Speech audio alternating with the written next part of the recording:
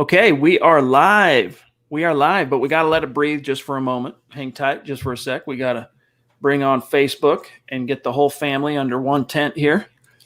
And we'll get this party started. Looking forward to talking with everybody here tonight. And we're good. Welcome in, everybody, to the Huddle Up podcast, presented, as always, by Mile High Huddle, powered by Blue Wire Pods. I'm your host, Chad Jensen, and with me is my fellow football priest and the deputy editor of milehighhuddle.com.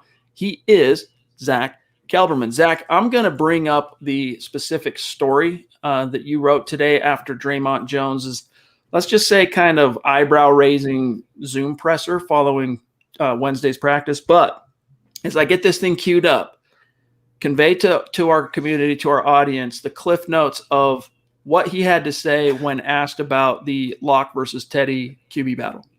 He doesn't give any manure to this topic, Chad. He literally doesn't care. He doesn't give a four-letter word, and you guys can deduce for yourselves what that word is. And he basically said, listen, whoever's the quarterback is the quarterback. I play on defense. I don't really worry about the offense. It's not my thing. He has his own expectations for himself, which he said is about 10 sacks this year, which could be easily attainable. He was okay talking about himself. He was okay talking about the defense. When it came to the Broncos quarterback competition, though, as you can see right there, he really doesn't care. And he goes, I wish Teddy the best. I wish Drew the best, but I'm not there. I don't know what they're doing. I have nothing to report to you on that. So it is what it is. That was the gist of what he said.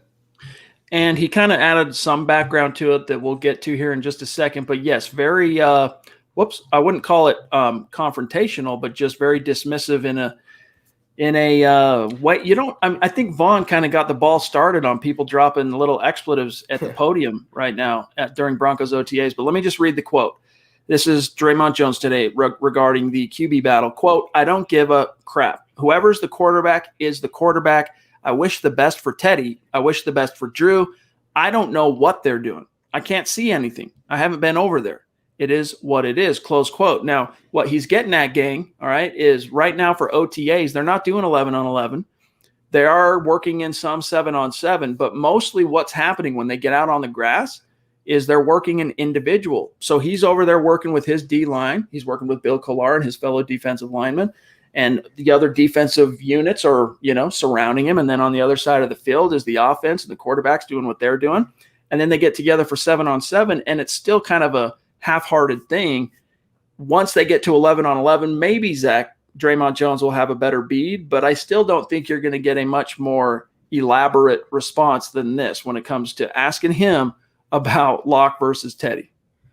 A comment that just came up from Jay Kozat says it would get old having to answer that question 24/7. And I was going to say something along those lines. He's almost like preempting the press going forward. Listen, I understand you're going to ask me about it every time I come up here, but I have nothing more to say. It is what it is. They're competing. Whoever's the quarterback this year is the quarterback. And I just think it's either Drew or Teddy, and he doesn't really care one way or another, Chet. And let me say one thing, though. You can say I wouldn't say confrontational, or I wouldn't say insensitive. I would say brutally and refreshingly honest.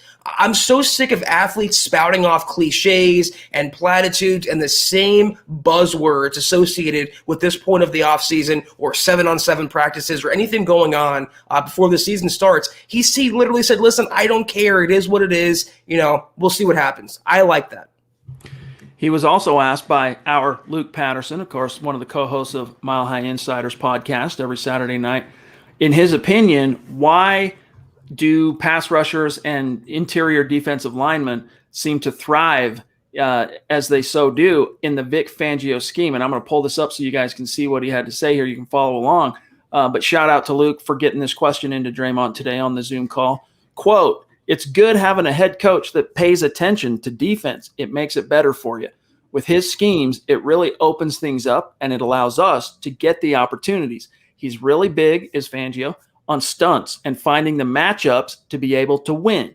Overall, I think Coach has done a great job of molding us into his defense and making us good, close quote. So, Zach, I thought what was interesting about this is, as far as Fangio, he doesn't like to blitz, right? He wants his guys up front, whether it's a 4 or 5 man rush is rare, but more like a 3 or 4 man rush to win their matchups and get home. If he has to get creative here and there, he'll send a blitz, but more often than not, it's the twist, it's the stunts. And then diving a little bit deeper into what Dre'Mont said is Fangio, Donatel, these guys doing the extra work, going the extra mile through film study to isolate and figure out which weaknesses are on the opponent's offensive line, and then figuring out, which player to use, whether it's Dre'Mont, Shelby, whoever it might be on that interior, to put that finger on the nerve and try and exploit that weakness. So I like the answer, but still it's Dre'Mont. He wasn't being too open as far as, not giving a lot of context and detail today. He wasn't, but when it came to himself, like I said, he set the bar really high. He thinks 10 sacks for himself alone is attainable. And I, for one, Chad, watching him play opposite Shelby Harris, watching him play with a healthy Vaughn, a healthy Chubb, with that full reloaded secondary now, I'm so excited for Dre'Mont Jones in 2021. The sky's the limit. I think he's going to become a household name this year, and I think he'll make the Pro Bowl on the strength of that production. Very well could be 8 to 10 sacks in this Fangio defense.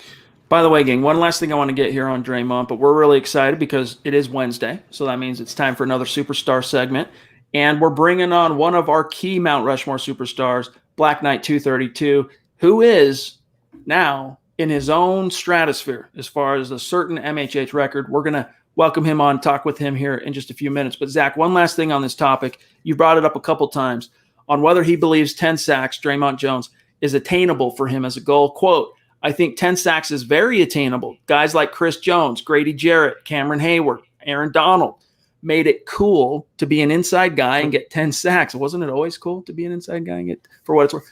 It's very attainable, and I don't expect anything less from myself. I think that's a goal of mine that I can reach. I'm going to try and reach it, close quote. Now, Zach, he got to 6.5 last year, and he missed some time. I'm trying to remember what his specific injury was, but he missed a good portion of the first half of the season. He missed, I want to say 3 or 4 games. I can pull it up. So if he can stay healthy and stay on the field, if he's there for all 16, entering his 3rd year, this is about where, for a defensive lineman, you kind of expect to see him pop. I could see that because even look back to the 2015 defense, right? Derek Wolfe, really solid season on that world championship D.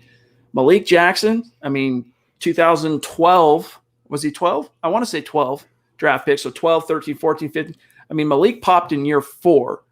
Derek Wolfe was a starter year 1. He was kind of a, unicorn in that sense. Most defensive linemen, it's year 3, year 4 where you see him pop. So maybe this is the year for Dre'Mont. He's also penciled in for the first time as a, understood starter. Yeah, I'm glad he's not splitting snaps like he did with Jarrell Casey last year. It's the Dre'Mont Jones show, and this was so good about the Broncos defense. If the defensive line doesn't get home, the linebackers could get home. If the secondary locks them down, the defensive line could get there. The front 7 could get there. This entire defense, I mentioned this on KK on Sunday, regardless of where they rank this year, which should be very, very high, top 1, top 2, top 5 at worst, it's going to be active. It's going to be aggressive. They're going to be blitzing, harassing quarterbacks, forcing turnovers. Every star player involved in this defense, if they play all 16 games and they reach their potential, Chad, this could be an all-time level defense. All right, guys, let's go through some quick matters of business, and then we'll grab BlackKnight232. First and foremost, here's how you connect with us on social media. Starts on Twitter. Follow the main podcast account at HuddleUpPod, and then our main mothership account at Mile High Huddle. If you're following those 2 accounts, you'll miss nothing relative to the pod. You'll miss nothing as far as breaking Broncos news analysis. Also, you want to make sure you are following our great producer, Buana Beast. On Twitter, though, it's at John K. That's KAYMHH. And my partner here, Zack Kelberman, on Twitter, at Kelberman NFL. Myself, at Chad and Jensen. While we're talking about connecting on social, make sure you're following, liking, and following the Huddle Up Podcast Facebook page, guys. We are... a month or so in, there's already over a couple thousand people following the page, but we need to keep growing it because that's only a fraction of the number of people, Zach, that actually listen to the podcast every day. And I know not everyone does Facebook, right? It's kind of considered to be, oh no, Facebook's for the older people or whatever, our younger listeners and younger demographic. But most of you listening to this, I rest assured you have a Facebook account. So make sure you are connected with us on Facebook. There's the link, facebook.com/milehighhuddlepod, or just open up the app on your phone. It's on there. Search Huddle Up Pod, like and follow. That automatically enters you into our weekly giveaways, a shirt, mug, hat, whatever it might be. We're doing that each and every week. So take care of that. And then also, guys, check out the merch store when you get a second, huddleuppod.com. get your swag on, get a hat, t-shirt. We got some really cool designs that Zach, myself, and John were just pouring over that have been submitted to us that we're really excited about. 1 or 2 last little tweaks, and then we're going to release it onto the store. And trust, you guys are going to love it. You guys are going to love it. So in the meantime, patronize the store. It's another great way to support what we're doing here at MHH, as is becoming an official supporter on Facebook of Mile High Huddle. Click the big blue button on our page, and that gets you access to our premium VIP video content and podcast content, which includes Kelberman's Corner every Sunday at noon, Zack Kelberman and Kim Becker, hot takes that hold water, and then the Trickle Zone every Saturday at noon Mountain Time. That's how you get access to that. And gang, if you're not in a position to do those things, it's all good. Just make sure you're subscribed. If you're wherever you're listening, like this video, guys. If you're on Facebook, if you're on YouTube, you have no idea how much just a simple like while you're here helps us grow, helps us continue to reach those Broncos fans out there. And the third thing, litmus test, hey, if we're doing a good job for you or you respect the effort, share this video and help us continue to grow and reach new like-minded Broncos fans just like you. All right, the time has come to bring on the man, the myth, the legend. All right, he is known as BlackKnight232.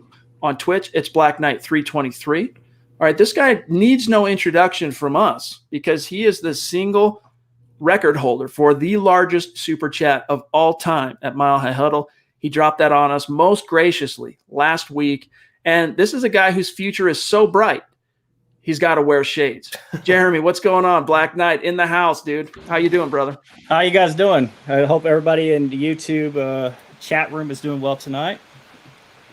Yeah, dude. The long-awaited time. Now, those of you guys might not know this, what goes on behind the scenes, but we've been coordinating with Jeremy for, a couple months, trying to pick the perfect day that's going to work for him, and the stars finally aligned. So we're super geeked up to have you on the show. And so first things first, dude, from the bottom of our hearts, we want to thank you for your diligent and it blows our mind how supportive you've always been of the show.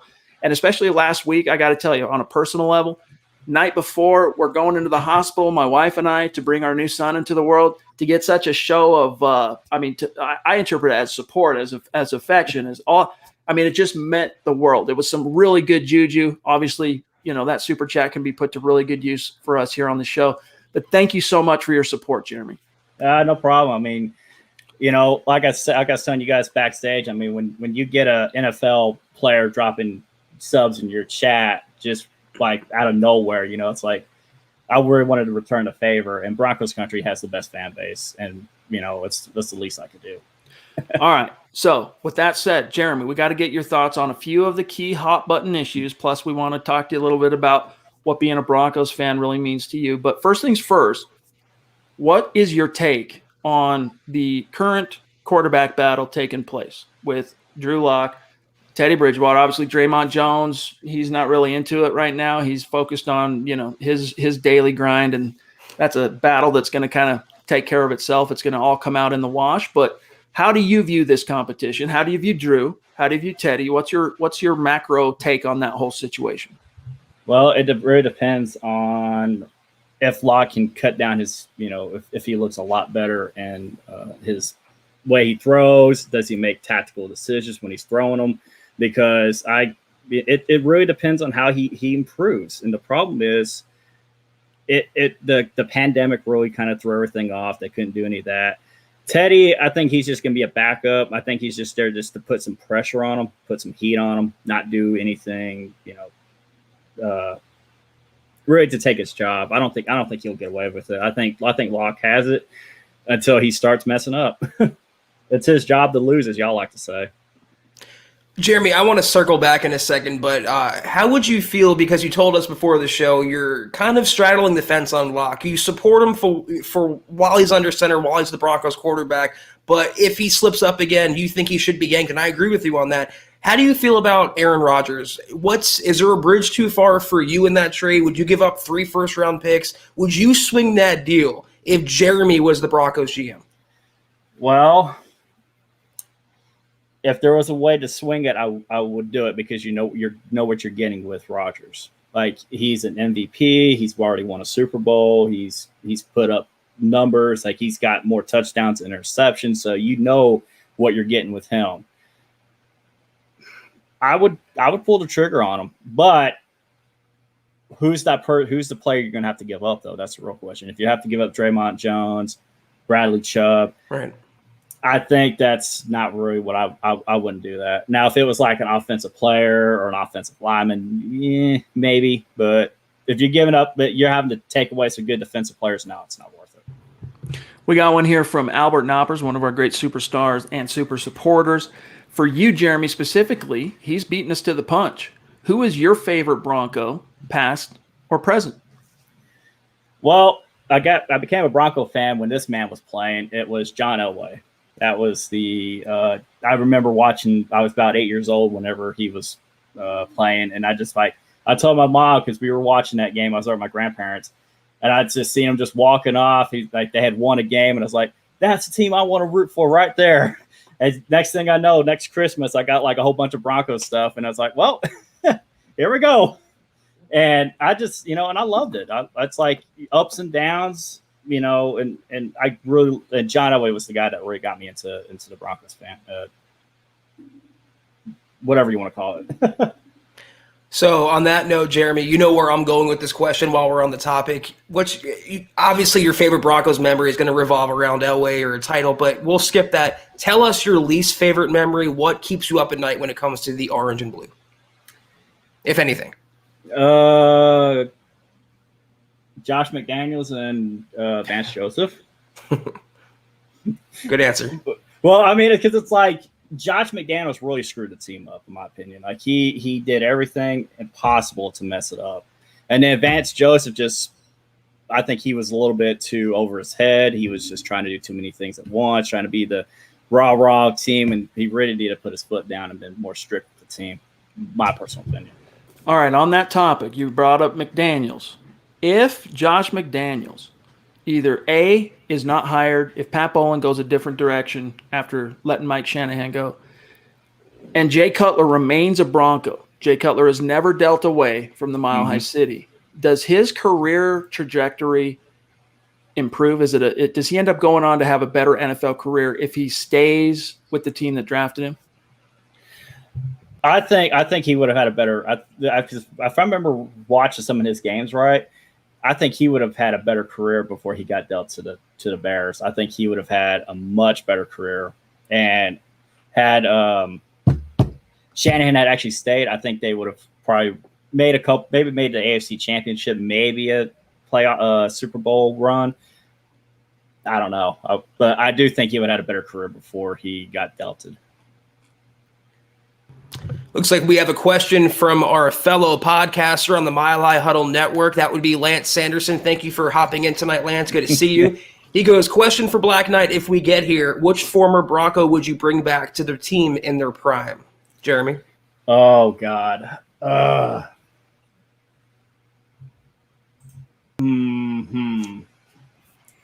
I'm stuck between Elway, Terrell Davis, and Peyton Manning. Peyton Manning, yeah. Yep, that's the three I'm stuck on right now. I would personally pick Manning. Just I know it's going to be a little bit taboo between Elway and Manning, but I think Manning, with the way he was in 2013 prime Manning, I think I would rather have him. Fair enough. We got two more for you tonight, Jeremy. One coming from a fellow superstar, and the brainstorm is kind of newer to our community as a superstar, but he is, or she, I think it's a he, but has come on really strong of late. We appreciate the support, my friend. But this is a question the three of us can really kind of let our hair down and discuss. Who would you trust more in the last 2 minutes of a game to pull off a fourth quarter winning drive, Teddy or Drew Lock? Now, first, Jeremy, I'm going to serve this to Zach. Zach can serve it to you. But let me just tell you my answer to this really quick. I'm going to go with Drew Lock on this, and here's why. Maybe, and I don't have the stats in front of me, all right, so this could end up being a little bit off base. But the games I've watched Teddy have to, create some magic. When the chips are down, come from behind, I have seen him be unequal to the opportunity. Think back to 2015, for example, when the Broncos played the Minnesota Vikings, and that team, that was the year Teddy made the Pro Bowl. That was a really good playoff-bound Vikings team.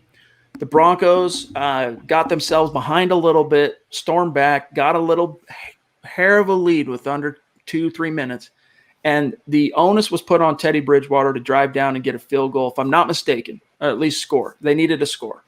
And you know what? Quintessential young quarterback, kind of loose with the ball, mistake, drops back to pass, misses TJ Ward blitzing off the right edge. TJ gets in there, bats the ball away. Broncos fall on it. Game over. Drew Lock, when the chips have been down and there's actually something to be done, like the control, he has control over the outcome one way or another. I think back to the Tennessee game as an example. Last year, week 1, 4-minute offense, move the ball, convert on 3rd down, and let's put this baby away. Hits Jerry Jeudy in stride on a 3rd and long to keep this sucker going. Jerry drops the baby. You think to the LA Chargers game where they stormed back 21 down. We were talking about that also backstage, Jeremy.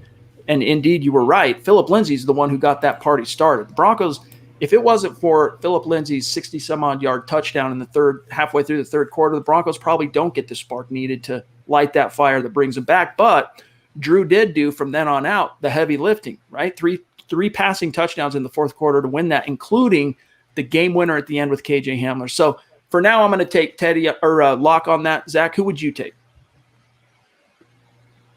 Yeah, I didn't have the stats in front of me either, so I just Googled it really quickly. Drew Lock has 2 fourth-quarter comebacks and 3 game-winning drives in, 17 starts in his career? Teddy Bridgewater has 5 fourth-quarter comebacks and 6 game-winning drives.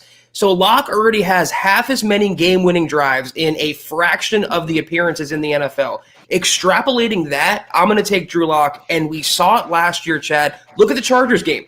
Hitting KJ Hamler last play of the game, clincher, dagger. I'm taking Lock in that scenario. Here's how I equate it. Teddy can take you down to the red zone. I believe Lock would capitalize in the red zone. Your thoughts, Jeremy? Who would you take? I'd take Lock. I'd take Lock as well. I mean, if what game was it? I remember he did I think it was Chargers game. He ended up just driving right down the field, and they ended up scoring on it. They capitalized on it. So if it was between Lock and Teddy, I'd say Lock easily. That's no question. I don't think Teddy's got the arm to throw that ball where it needs to be thrown. Okay, last one, and then we'll wish you a good evening, Jeremy. So 17-game schedule this time around. What's your prediction? What's your outlook? I know there's still a lot that needs to be resolved that's going to come together between now and when the season starts, as far as the QB competition and some of the other competitions, like is Javonte Williams going to really eat into Melvin Gordon's touches? And there's a few other competitions that are going to be really key. But what's your record prediction? And hopefully we'll get a chance to have you back on the show before the season starts. But just in case this is the last time we get to talk to you before the season starts, what's your prediction for the Broncos 2021? I say they're going to probably sneak into wild card. I think they have a winning. I don't know the actual numbers, but I can say they can have a winning season and probably sneak into a wild card spot, because the schedule is easy, and unless Locke just absolutely just backslides so hard where he doesn't look good, there ain't no way we can't have a winning record before we to get into a wild card spot. All right, buddy. Well, dude, again, huge shout out. Much love to you, my friend. Appreciate you. John's doing one of these right now. Mile high salute to you. We just appreciate you so much. And it's not just about super chats. You're in the chat, whether it's YouTube, whether it's Twitch, contributing to the conversation, participating as a key member of our community. And it all adds up and means a lot to us. So thank you for your support. And guys, while we're here, before we say goodbye to Jeremy, for those of you who are Twitchers, go ahead. I just want to ask y'all one question. I just want to throw this one out here. Do you guys think if the schedule, if it was a little bit harder, do you think Fangio gets fired at the end of the season? And who do you think is going to replace him, if I may ask that? Yeah. Zach? If you're saying if the schedule was more difficult and they don't perform well this year, I think it's playoffs or bust for the Broncos, Jeremy, and I think the next coach has to be of the offensive mind. And luckily for Denver, there's a lot of offensive-minded coaches in the next cycle. I'm looking at Kellen Moore, Eric Bieniemy, Brian Daboll, Greg Roman. Any one of those four, I'm A-okay with. I do think it's relatively playoffs or bust. But I'll say this, even if they, if Fangio pulls off it's not 9-7 anymore, but let's say a 9-8, am I doing the math right? 9-8 season. So he's plus 500, but they still missed the playoffs. Depends on the complexion of how that all shook out. Mm-hmm. But I still think George Payton after, because this would be the third year, right? 3 years in a row. You're not really moving the needle. Time's running out. You got a young roster. I think the overall organizational upswell and pressure from Joe Ellis to Elway to George Payton on down would be, look, we gave it the old college try. We gave it an honest effort with Vic. We gave him 3 full seasons, hit the bricks. But I'm inclined, both of us, Zach and I, are inclined to agree with you, Jeremy, that, and it's not just by virtue of the relative ease of the schedule. I mean, for crying out loud, finally the Broncos got a little bit of a break from the schedule makers. I mean, last year they had the second toughest schedule in the league. The year before that, they were top 5 strength of schedule. I mean, it's been brutal. So this year, they're bottom 5, and that's bottom 5 or 6. That bodes well. I think the offense comes together. I think you see Drew Lock take a step forward, even if it's not, tectonic, Lamar Jackson 2019, Pat Mahomes 2018 caliber. But just even if he takes a step forward, I expected to see that. The Broncos are going to win double-digit games is my prediction sitting here in this moment. But, guys, before we get out of here, make sure if you are on Twitch or you do streaming, you're into video games and all that stuff, Jeremy is a very, very prolific streamer on Twitch. And you just got it. You can see his Twitter handle on screen right now, at BlackKnight232. Don't forget there's 2 Ks there, one at the end of black, one at the beginning of night, BlackKnight232. On Twitch, it's at BlackKnight323. Right, Jeremy? So find him, subscribe, give him some love if you're into all that. But again, Jeremy, we'll cut you loose, my friend. Thank you so much for joining us, and we'll talk to you soon, bro. Yep. I'll see y'all later. Have a good one. All right, buddy. There he goes. Jeremy. Dude, I got to respect a man who shows up for business wearing sunglasses. Like, that's a man that is serious about his business. And, no lie, Jeremy has been very helpful. I mean, he helped me. He took time out of his, it's been a while now, but when I was trying to figure out what Twitch is all about, because I'm not a gamer, my sons are, I'm not. And I'm trying to figure out how to make Twitch work for us here at MHH and, how to set everything up. He was kind enough, Zach, to take time out of his day. And we scheduled a Zoom like this. This is StreamYard, but we scheduled a time where he could show me stuff on screen. So just a Hall of Fame cat, dude. We love Jeremy, a.k.a. Black Knight. Yeah, he's the super chat god, and the super chat god can do as the super chat god wishes. And what's so we're so appreciative because he's supporting not just the Huddle Up podcast, but all the podcasts. We saw Lance pop in here because he's on DVDD, because he's on BTB, because he's on Mile High Insiders, because he's on Broncos for Breakfast more than likely. Jeremy truly is a big proponent of Mile High Huddle, and that's why we salute you, and we are so appreciative for all that you do for us. Also, shout out to the Queen. She's in the house. Good to see you. All right, real quick. Let's catch up, John, on some of our very patient superstars, including Muhammad, rocking the profile pic on YouTube with this cute little baby son, Malik, brand new to the world. Appreciate the super sticker. He says, hey, you. Hey, man, right back at you. Hope the fam's doing good. Hope the baby boy's doing well. Good to see you, Mo. Also, John, do we have Zach? Or excuse me, do we have Jesse, Drew, Zach, Burn the Guitarist? I've got BNS as the next closest one I've got. The stream just did a jump for me. So here's Jesse real quick. We'll do some catching up, and then there's some other content I want to get to here. Jesse, what's up, dude? Good to see you, brother. Appreciate you. Are we connected on Twitter? I think we are now that I think about it. You reached out to me. I'm pretty sure. Yep, I know who you are. Okay, good. He says, I think everyone is just tired of answering the same question, talking about Dre'Mont's kind of his quip today. But I think the topic is just natural in these QB situations. What up, Mile High? Yeah, I mean, it's hard to fault him too much, but you would like to think you could, as a pro, maybe have a little bit better tact, remove the expletive. If I was his coach, if I was in PR, I would say, hey, you told it like it is. You boiled it down, and that's fine. But let's try not to use an expletive on a hot button issue that is very high profile for our team that is going to create headlines. Do better next time. Other than that, not much to see here. This is a guy, Zach, that's just focused on what he's got to do entering year 3. Yeah, I lost my earmuffs a long time ago, so I'm not mad that he had a bad word in there. I will agree it's not the most, I guess, professional thing to say, but I, for one, really like and support and appreciate his honesty. He doesn't care, and he has no problem admitting that publicly. No doubt. I'm going to grab Kevin. Thanks for being with us, my friend. Appreciate the support. Shout out here also to Chris on Facebook. He says, hey, guys, always great to hear Broncos news while I work, either on the Huddle Up podcast, and here live when I get the chance. Go Broncos. Keep up the great work, fellas. Hey, Chris, thanks for working us into your day, my friend. BNS, what's up, dude? Good to see you, brother. He says, love me some Dre. I think he's going to be big this year.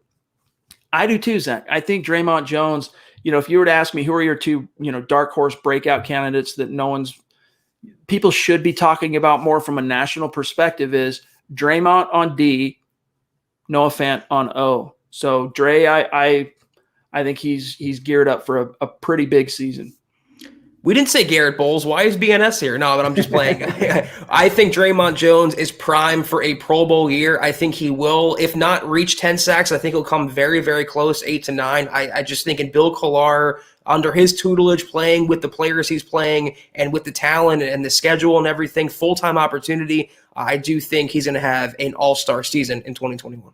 BNS, appreciate you, bro. And for what it's worth, Dre'Mont appeared in 13 games, but he only had 8 starts. And it's kind of curious that he only started 8 games. Zach, I think it's kind of speaks a little bit to how banged up he was in year 2, because Jarrell Casey, who was the penciled-in starter opposite of Shelby last year, he went down 2 games into the year, right? Or was it 3? Either way, in the first quarter of the season, he was donezo. And so they needed that next guy to step up. But right when Casey went down, just so happened to be when Dre'Mont went down with his injury. So bad timing, but if he stays healthy, I'm telling you right now, Dre'Mont Jones is a guy that absolutely from inside can give you double-digit sacks. And if that happens with Shelby batting down passes and getting his, let's not forget, we don't want to sell Shelby short as a pass rusher. His first year really playing in Denver in 2017, he finished second on the team behind Vaughn in sacks. Only Vaughn had more sacks than Shelby for the Denver Broncos that year. So it all is kind of shaping up. But again, this is something Dre'Mont talked about today too. Hey, it looks good on paper, but no one goes to the Hall of Fame based on paper. No one makes it to the playoffs. No one wins a game based on how something looks on paper. So Drew, what's up, dude? Good to see you. Thank you so much for the very generous super chat. One of our Mount Rushmore superstars in the hizzy. He says, Jones has the right mindset. Support whoever ends up starting. Control what you can control and hope for the best. Yeah, and that's one thing I'll say, Zach, that he did not do is, even though it was a somewhat controversial remark, he didn't throw his support behind either guy. He's like, look, may the best man win. Yeah, he did mention Teddy, though, first. So, of course, the lock haters out there are going to look at that as a means to say, oh, he's preferring Bridgewater. No, he says he's supporting both of them, but he's also honest in saying, I'm not over there. I'm not watching them. I'm not involved. So that's the extent of what I know about them. And, Drew, that advice applies not just for the Broncos, but in life itself. Control what you can control and put your energy to things that you can determine and let everything else fall where it may. Guys, one of the reasons Teddy's name keeps getting brought up, I tried to explain this to you guys before they started getting back into the building. The dude has some sizzle in terms of his persona, all right, as a leader, as a guy people look to. Now, unfortunately for Teddy, his play on the field hasn't always matched that leader of men type deal. But when he walks into a locker room, everyone takes notice, not just because of his reputation as Teddy Two Gloves, but because of the way he actually comports himself within the locker room. Guys look to him, that he catches their eye. So that's going to continue. You're going to hear guys continue to mention Teddy, but Zach, it's not always a reflection of how the competition is going. I think the competition is going to determine who's the starting quarterback, not what any player says, not who team Drew versus team Teddy. It's going to be who is the better quarterback in OTAs, in minicamp, in training camp, in the preseason. That's the determining factor. The press or what's said through it doesn't matter at all. All right, let's grab one from one of our newer Mount Rushmore superstars. He was on the show, I think it was last week, right? Was when we had Zach on the show. Burn the Guitarist, as he is known on YouTube. Great to have you, bro. Good to see you. Hope you're well. He says, hey, guys, I'm just stoked that Denver finally got the green light to have 100% capacity next season. So, yeah, rejoice, rejoice. Guys, no more limitations on attendance. We don't know how training camp's going to shake out yet, so hold your questions on that. We don't know yet. But as far as the games are concerned, the NFL, the Denver Broncos, they're expecting full capacity. And, Zach, that plays well because that means our plan to hold our meet and greet MHH tailgate extravaganza at the home opener in week 3 against the Jets. There's going to be no restrictions. Everyone can come. It's going to be dope. Yeah. Surprisingly, the Broncos were among the last teams to get full clearance from the NFL, but it's done now, and it's going to be, the stadium's going to be rocking and roaring, and they're going to bring the Broncos' famous sellout streak into week 1, and hopefully that'll continue, as a full-throated 80,000 contingent of Broncos fans this fall. I'm excited to see it. Ian Garrett on Facebook, appreciate you being with us, my friend. He says, hey, have we heard anything on Aaron Rodgers asking for a friend? Zach, I'm not as the last, you guys can probably understand, I'm not quite as plugged in to all things Broncos and NFL as I usually am because I'm juggling a brand new baby, trying to help my wife and take care of the kids and just being present for that. So maybe I've missed a few things. What's the last thing you've heard on the Rodgers subject? Last thing I heard is the last thing I wrote, which is supposedly Bryant Gutekunst, the Packers GM, will not trade Aaron, and that's the bottom line. So he says going forward. Interestingly, though, I read this today. The Packers cleared even more salary cap space. They made a move with Robert Tonyan, a restricted free agent tight end.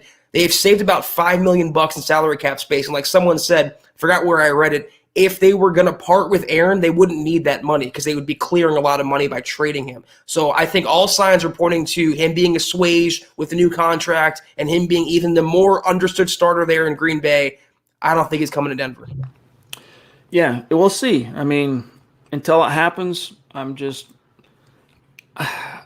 good for us, in media. We get to talk about it and it turns stirs the pot and people click articles and it's topics people want to hear about on the pod. And it's really fun to speculate, but no news. There's no real movement on this front. I mean, Gutekunst has been saying since April 29th, the night of the draft, we're not trading him.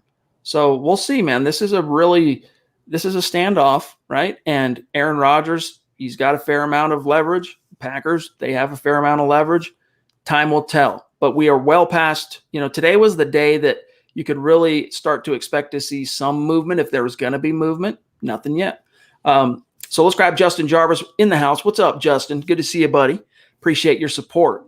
He says, finally on a live question, do you think the Packers are really that stubborn to sacrifice all the trade equity they'd get from Aaron and not trade him, even though he won't play for them?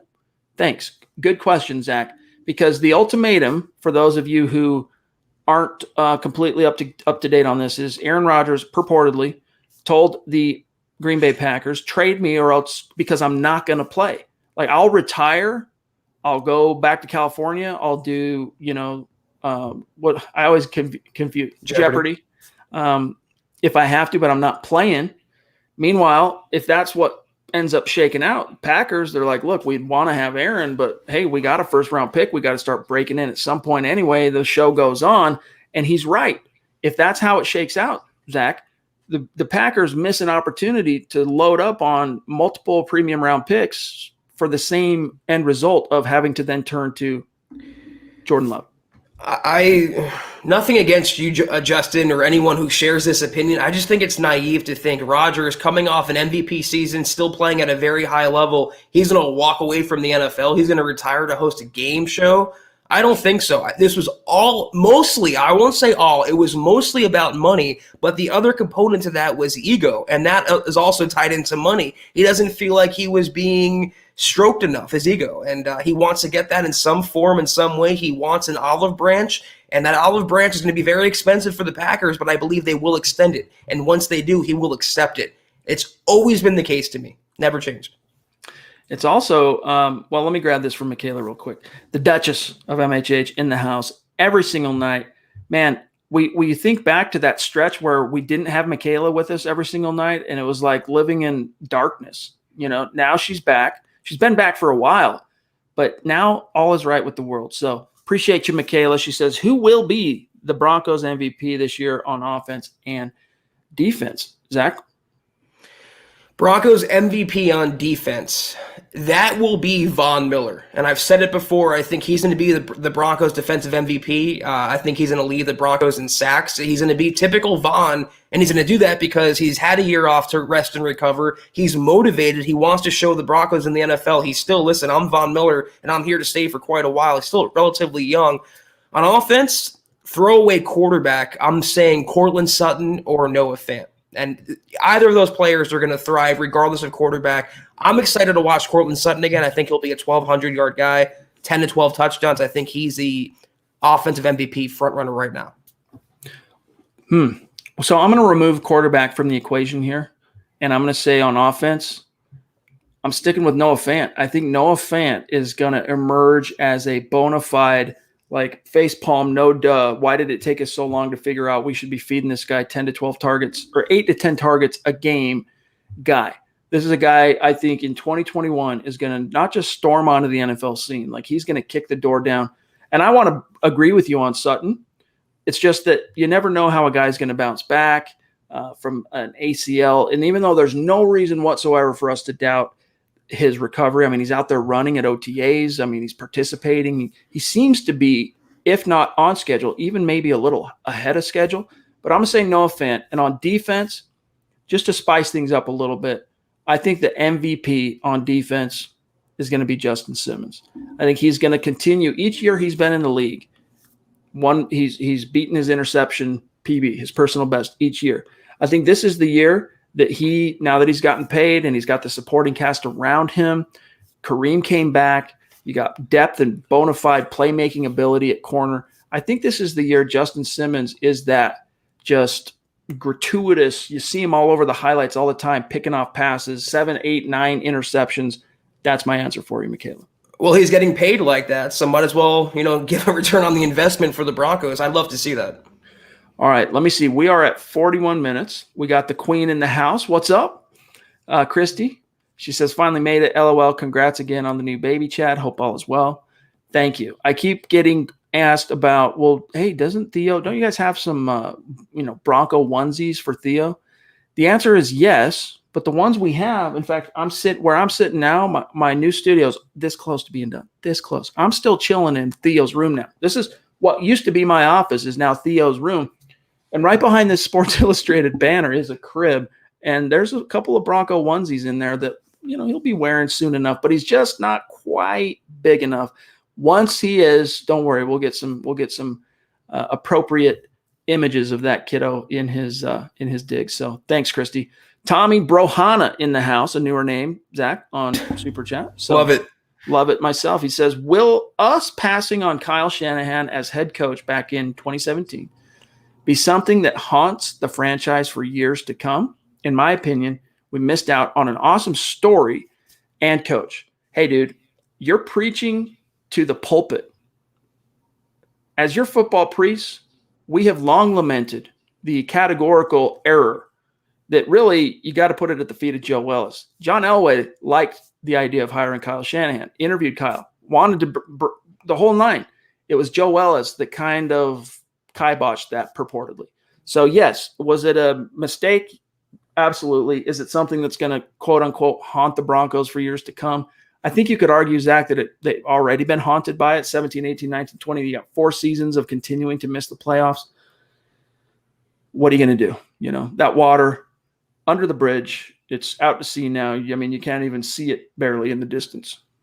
You stole what I was going to say. It already haunted the Broncos. I mean, you can talk about the failed quarterback acquisitions, but I believe the single thing that set the Broncos back most in the last 5 years was the hiring of VJ as head coach, because it just put the Broncos so far behind the 8 ball, no quarterback development, no offensive mastermind at the controls. You have Kyle Shanahan. Not only is your offense okay, but he's an expert quarterback whisperer. You wouldn't have to waste time on Scangarello or Pat Shurmur. You would get the 2-1 with Kyle Shanahan, and he would be also your quarterback evaluator. It already set the Broncos back, passing him up. But I have the feeling he didn't want the job either. And the way he talked after the fact, it was never in serious consideration. Maybe bad blood with Mike Shanahan. Maybe Joe Ellis was a little too involved in the interview process.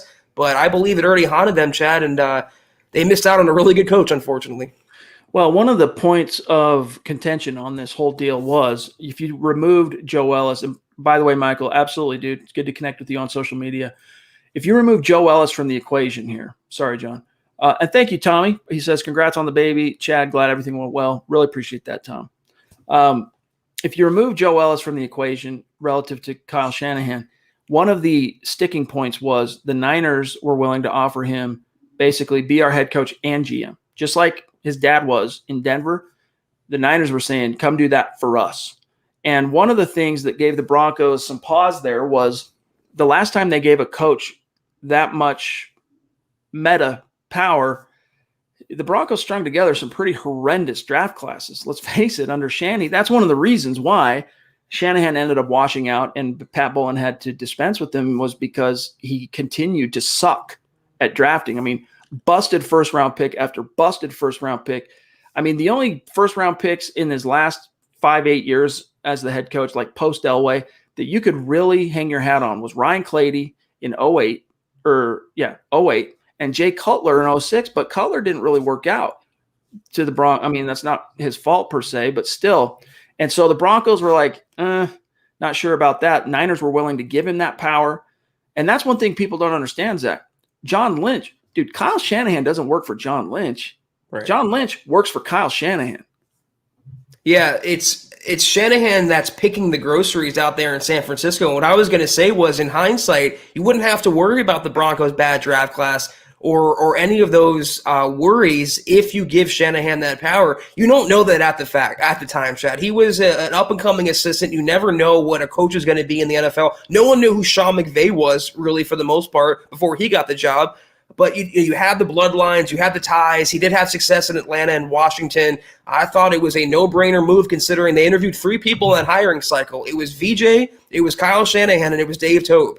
And Shanahan, to me, just screamed as the front runner. I mean, he was the logical choice. And looking back on it, it would have put the Broncos in an instant playoff window instead of setting them back 3 or 4 years. And remember, Shanahan, if he would have been hired, he inherits Paxton Lynch. Maybe he can't save Paxton, but I honestly believe Paxton Lynch, his NFL trajectory takes on a slightly different tone if he ends up getting under the wing of Kyle Shanahan. But even if I was wrong on that, and Paxton Lynch goes on to disappoint year after year before the Broncos finally moved on from him, I would trust Kyle Shanahan more than I would even trust a Hall of Fame quarterback like John Elway to identify and find quarterbacks that could help out in the meantime, right, while you're still trying to salvage a first-round pick. All right, turning the page. Shout out to our top star senders on Facebook tonight. Kevin, what's up, dude? Appreciate you. Gary Leeds Palmer, the legend. He's in week 18, I think, now, of consistent stars every single week. Claude, what's up? Brad Murdoch as well. Travis as well. Pardon me. Really appreciate you guys. Thank you so much. Thank you, guys. All right. John, do you have Christy's very generous super chat? If you can get that queued up. There she is. Wow. The queen does what she does, top rope. Thank you, Christy. Duplex. Sorry for the sound effects, but we appreciate you. Really means a lot. Thank you so much, Christy. And hope you've been well. Hope the girls are doing good. I don't know if softball season is over for you yet. For me, I got one more game, I think, and then no more softball for a while. So anyway, appreciate you. She says, sending some good vibes for you all. Thank you. Right back at you. Thank you, Christy. All right, real quick here. John, the chat just did a jumperoo on me. So let me tell you in between. Oh, perfect. Tyler, dude, condolences. I heard about your grandma. Sorry to hear about the passing of your grandmother. Terrible news. I went through that myself just last fall, and there's nothing for it, man. It's just crap. It just sucks to have to deal with that. So thoughts and prayers up for you. Seriously, my friend. And if you need something from us, say the word. Anything we can do, we're here to do it for you. Appreciate the support and the love, my friend. And keep a stiff upper lip. Yeah. Thank you, Tyler. Dale Rhodes in the house. What's up, dude? This is a good segue because we have this queued up to discuss this evening. Dale, thank you for the very generous super chat. And I know we have you scheduled. We were just talking about this backstage before we went live. We are going to get a public document, a page on the website here soon where everyone can navigate to see who's on deck, what superstars are coming on the show, what days. But it looks like we have Dale next week. So a week from tonight, we're looking forward to talking with you, my friend. He says, Benjamin Albright reported that Teddy had 2 pick 6 that were dropped by the defense and missed open receivers. Others only mention that he threw a couple nice passes to Judy. Lock derangement syndrome really does exist. 6 for 2 and still no Rodgers. Hashtag shocked sarcasm. On that note, real quick, guys, let me just go ahead and, since Dale's bringing up Benjamin, let's bring up Ben's tweet today that he's talking about. So, man, sorry, frog in my throat. So he's responding to Ricardo Caceres, who said, Ben, all Denver media is talking about is Teddy's performance in OTAs and that Drew's is bad, ? And Benjamin replies, not at all. Both have played mostly well. Teddy had a splash play to a wide open Judy, but he also had 2 pick sixes dropped and missed 2 wide open touchdown throws. Drew was mostly playing short at practice. It's 7-on-7s, way too early, Zach, for any judgments. Do you know what's funny? Obviously he's very correct here, and I actually tweeted at him earlier. I said, listen, I respect and I appreciate his fair, balanced, and most importantly, his logical reporting on the situation in the quarterback competition. But if you read through his mentions, the first thing he says, he's accused of being in it for Drew Lock. He wants Lock to win. Just because he's reporting against the grain, he's reporting what he saw and doesn't fit the narrative in a neat little box the mob on Twitter wants it to fit in. But yeah, it's 7-on-7s right now. And if Lock was the one that would have hit a wide open Judy, if Lock was the one that would have thrown 2 touchdowns, I would have said the same thing. It's June 2nd, 7-on-7 voluntary practices. If you do this in the preseason, I'll be more impressed. If you do this in September, I'll be really impressed. You do this on June 2nd, I don't care. Well said. Well said. And it just, again, though, listen, lock derangement syndrome is a thing, and it's not just fan-sourced. There are people in the media that will not give that kid even one kind word. He's mud. His name is Mud. Oh, Drew just had a big play down the left sideline, touchdown, Cortland Sutton, practice 7-on-7. Nope, they won't. They just won't mention it. It's not that it didn't happen, but they're not going to report it because it might. I mean, I don't want to speak ill of anybody. I'm not trying to say anything specific about any journalist there. I'm just telling you, lock derangement syndrome is a thing, and it's good to hear from Benjamin Albright, who's as plugged in and present as anybody in the building, what's really going down. Truth is, they're both doing mostly well. And Drew is, from the sounds of it, Zach, he's playing it kind of close to the vest. Like he probably knows, and he's probably been told, dude, it's your job to lose. Just don't turn the ball over, and you're going to be fine. So he's taking what they're giving him. And then once you start getting to 11-on-11, you start upping the ante a little bit. You get to the preseason games and all that. He's going to have to flex his muscles a little bit. He's going to have to, make plays because it's not just going to be boiled down to who turns the ball over the least. That's a big part of it, but who can be dynamic? Who can feed these skill position guys? I mean, you got freaking Cortland Sutton, Jerry Jeudy, KJ Hamler, who's still nursing the hamstring that has plagued him for 2 years now, Noah Fant, Timmy P. We got to hear from Timmy P today, which was really cool. Plus the newest receiver, Tyree Cleveland, Seth, what's his name? The kid from 6th round. Thank you, Seth Williams. You've got some really dynamic players there, Alberto. So at a certain point, Drew's going to have to say, all right, I got to push now. But for now, I think he's trying not to rock the boat in terms of giving the coaches any negative plays that are going to stick in their craw between now and when they go away after minicamp and come back for camp. John, put that up real quick from Christy, because that's such an excellent point. That's the point I was going to make, the comment. Judy said Bridgewater was throwing floaters in practice. Drew was throwing darts. People use little bits to run their own narratives. I think they're both doing fine so far. Listen, how many of you heard the fact that Locke is throwing darts out there? Raise your hand if you've heard that come out of Broncos camp. But we've all heard the touchdown yesterday, Jerry Jeudy and Teddy Bridgewater, and even got to a point where people were saying, look out for Jerry Jeudy. He's the number 1 receiver in the Broncos pecking order now, only because Cortland Sutton has more chemistry with Drew Lock. That's how far they will go. They will diminish Cortland Sutton and hype up Jerry Jeudy because he caught a touchdown in 7-on-7 OTAs, voluntary, from Teddy Bridgewater. If you watch the practice video from last week, I believe it was, the Broncos shared this video.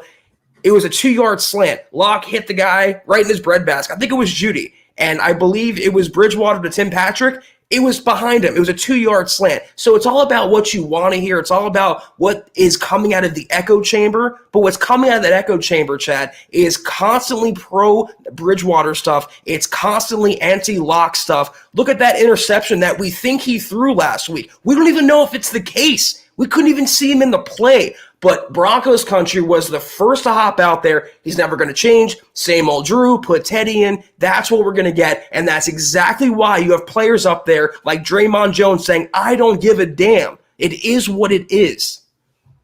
Here's what he said, Jerry Jeudy, on, hey, you know, I want to say it was Troy Rank from Denver 7 asked him this about, hey, what's it like catching balls from 2 different cues this time instead of, you know, mostly running first team where it's Drew all the time. Now it's, you know, you're splitting it up. Is it beneficial for your hands? You know, because Judy's focus is his hands this year, having multiple cues, throwing at OTAs. Quote, it kind of is beneficial because both of the guys have a different type of spiral and air to the ball. Drew has more of a hard, and he kind of had a, you know, like this when he did it, like, you know, Teddy is more of a floater. You just have to adjust to the certain way they throw the ball. You have to focus on each person and catching the ball when it comes out of their hands. So, yes, is it any surprise Drew Lock has a stronger arm than Teddy Bridgewater and then he puts a little bit more mustard on it in practice than Teddy Bridgewater? It shouldn't be. I mean, of all the strengths Drew Lock might have as a young Q, his arm strength is at the top. Yeah, you know, dart passes are going to be like the new AR-15. Just ban them from Broncos practice, Chad. You know, it's because Drew Lock is throwing them. Let's celebrate floaters. That's going to do well in the regular season. Dale, thank you for that super chat, my friend. Really appreciate that. Good to see you. Appreciate you. Connect on Twitter. Whoops, we're about out of time here, guys. Oh, he's got a question or a comment.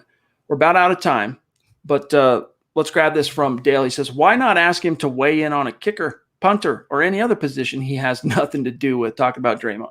99 days to kickoff. Let him hate, stay in Green Bay, and Denver Broncos for life. Yeah, I hear you, Dale. We got you. Appreciate the comment, though. Tom El Greco, and then I'm grabbing one from Mike Postle on Facebook. Tom says, up in Canada, proving that Broncos country is not a geographic location. It is a state of being. It's wherever you are. And Tom is north of the 49th parallel. He says, I heard that Locke was passing a lot of checkdowns in camp yesterday. Have you heard anything today about the cues? Thanks, guys. Well, everything we've heard, we just conveyed to you, my friend, just now. So hopefully that gave you some background. Thank you for the support, Tom. And as this competition continues to unfold, we will be sure to provide you the latest analysis and breaking down where things really stand, because you're not getting the straight from the tap as you probably should be. There are locked arrangement syndrome infects everything, and that's not going to change that. It's not going to be, the fan base and the media at large will not be inoculated against the vagaries of locked arrangement syndrome until Drew either blows the doors down and shuts them up or wilts and fades into the distance. I happen to believe it's going to be the former, not the latter. Time will tell. Right there with you. Mike on Facebook, what's up, dude? Appreciate you. He goes, money, and to stick it to them for drafting Jordan Love without even talking to him instead of drafting a wide receiver from the best wide receiver draft class ever. Super Bowl window, and the Packers take a QB in the first round. That fired up Rodgers more than money. Also, why he was a man possessed last year. Rodgers was a first-round quarterback that was taken when they had a future Hall of Famer on the roster already. I don't understand what. Listen, he wasn't informed of the Love pick. He found out supposedly on television. I get that. But if you're going to hold a year-long grudge and Love didn't play one single snap last year and you win MVP and you come up short in the NFC title game, by the way, is it still not good enough? You're so highly paid. You're so revered. You get all the accolades in the world. They took a quarterback because you're going on 38 years old. They didn't play him last year. They didn't get him ready to play. It was your show, and it's going to be your show. The ego on this man is just astounding. All right, guys, last super chat, and then we got to dip out of here for tonight. Michaela, the Duchess, jumping back in after she's already shown the show some love tonight with a very, very generous super chat. Thank you, Michaela. Love you. Appreciate you so much. She says, Chad, you should have Theo make an appearance on the pod with Bronco onesies when he is a bit older. You know what? Because you're asking, I will make that happen. Trust. When he's just a little bit, right now he's just this little, bean, and he hardly ever opens his eyes. He's not very fun you put him on camera, he's just like. So once he's a little bit more active and he's grown into the onesies, trust, we'll get him on because you're asking. Thanks, Michaela. Thank you for your support. It's incredible. All right, guys, with that, Dave Glassman also jumping in, another bona fide superstar and super supporter on Facebook. Love you, bro. He says, thank you for the show. You guys, Chad, Zach, and John, put a shine on an hour of my evening. Hashtag Go Broncos, hashtag State of Being, hashtag ICT, and hashtag Locked In. Love it, dude. ICT, though, what's that? Zach's usually my syntax interpreter here. ICT. You'll have to elaborate. I crave Teddy? No, I guess not. Locked in. I don't think Dave craves Teddy.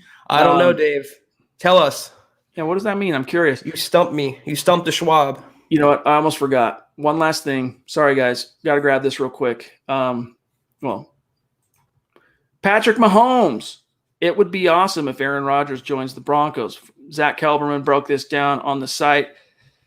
Here's what Mahomes said to the notion of Aaron Rodgers joining the Broncos, suddenly being in the AFC West. Zach, I just want your take on this, then we'll get out of here. Obviously, it would be awesome to have that challenge 2 times a year. Every single year would be a great, great opportunity. I mean, he's a heck of a football player. He's been doing it for a long time that I've watched play and learned a lot from. But definitely, if he came to the AFC West, it would just make it a little tougher for us. But we're up to the challenge, close quote. So in this figurative, fantasy world of Rodgers being a Bronco, Mahomes laid down the gauntlet. Yeah, and the lock critics are going to say, "Oh, it wasn't a challenge before. It's only going to be a challenge when Rodgers comes." But no, it's a very blanket answer. What more is he going to say? And notice he didn't directly mention Denver in there because the Las Vegas Raiders are another suitor for Rodgers' services. So whether he comes to Vegas, whether he comes to Denver, if he does, which I don't believe he will, Mahomes is looking forward to that. And I have to admit, Chad, I'm a Lock fan, but seeing Rodgers and Mahomes twice a year, at least twice a year, be pretty fun to watch. All right, guys, listen up real quick before we dip out of here. Announcement. Friday night is a very special milestone for the Dove Valley Deep Divers podcast. Lance Sanderson, Eric Trickle, they have something very, very, very special planned for what is their 100th episode as a duo, as a show this Friday night. So make sure you tune in for that live. I mean, you can always listen on demand, and that's better than nothing. But this is a show, trust. You're going to want to be on live on YouTube, Facebook, Twitch, Twitter, wherever you enjoy the show live. Make sure you're there for that Friday night, 6 p.m. Mountain, 8 p.m. Eastern, the 100th episode of Dove Valley Deep Divers. And with that, gang, we're out of here. Make sure you follow the pod on Twitter at Huddle Up Pod and then at Mile High Huddle. Zach, take it from there. We'll see you tomorrow night for the Mile High Mailbag. Yeah, we'll be back on tomorrow night, 6 o'clock Mountain, 8 o'clock Eastern. Be sure to follow the pod at Huddle Up Pod if you so choose. Be sure to follow Chad on Twitter at Chad and Jensen. You can follow myself at Kelberman NFL. You can follow John at John K MHH, the Beast on Twitter. Be sure to hit up the store at huddleuppod.com. Get your swag, get your shirts, t-shirts, etc. There's even a onesie on there, Chad. Not a Theo-specific onesie, but a MHH onesie nonetheless. Be sure to go facebook.com/Mile High Huddle. Big blue button. Become a supporter. I promise you guys, KK coming up Sunday. Trickle Zone Saturday. I believe it's coming back this Saturday, so tune in for that. Be sure, if you can't do anything, if you can't do any of those things, we totally get it. We ask you 3 things, though. Subscribe, like, and share. Helps us out more than you know. Zach. Yes. How could I forget to thank you for bequeathing to Theo Jensen a fresh, what do you call it? Is it a bag? It's not a bag. Container, package of Pampers. Let me tell you something. My wife, very particular about the garments placed on this infant's bum. Pampers is all she rolls with. For a second, I'm like, did Zach call my wife and ask her? And she's like, no. She was stoked to get that, dude. So just, awesome. By the way, that was very sweet, very kind. Thank you very much. And you hit the nail on the head there. You know me, I'm all about being bougie, Chad. But yes, I'm happy she likes it, and hopefully Theo enjoys it as well. But guys, again, subscribe, like, and share. We appreciate it so much. We're out of here, though, till tomorrow night. Mile High Mailbag. Hit us up on Twitter. We'll be sure to answer your questions. 6 o'clock Mountain, 8 o'clock Eastern tomorrow night. Be there. Take care. And as always, go Broncos.